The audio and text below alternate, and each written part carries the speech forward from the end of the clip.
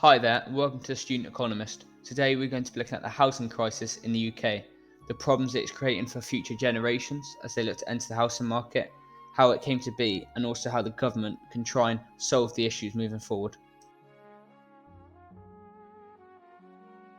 In the United Kingdom, the average house price has increased by over 14,000% since the 1950s, going from around £1,900 in the 1950s to around £285,000 today.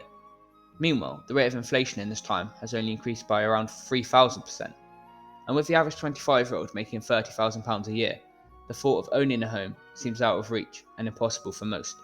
So why is there a housing crisis in the UK, and why is it getting worse? In the UK, when people talk about the housing crisis, they usually mean one of two things: the fact that homes are becoming too expensive to buy, or the fact that rents are rising too fast.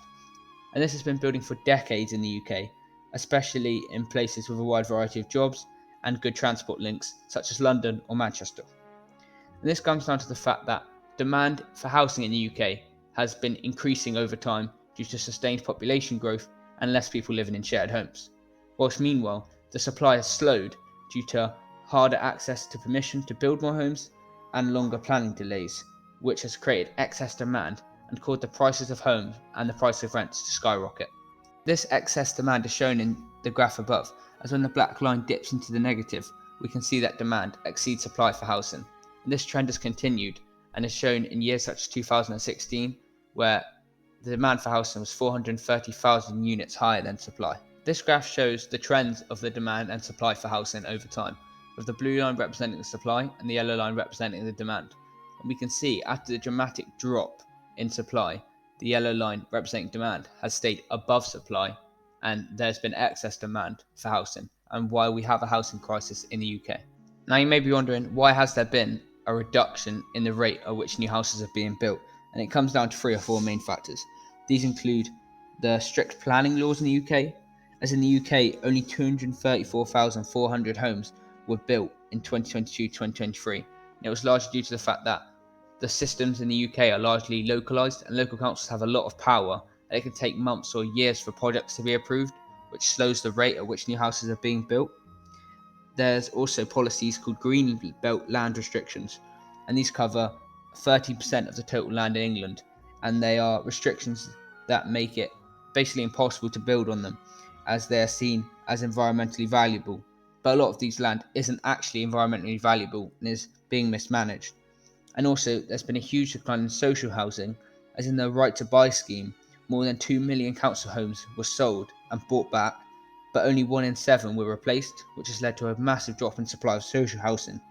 And also, local opposition in the UK is often large, as people fear their home value will drop, or schools will be overcrowded, for example.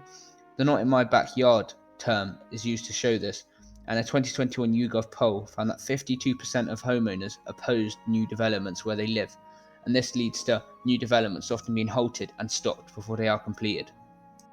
Another factor in the UK housing crisis is rising interest rates.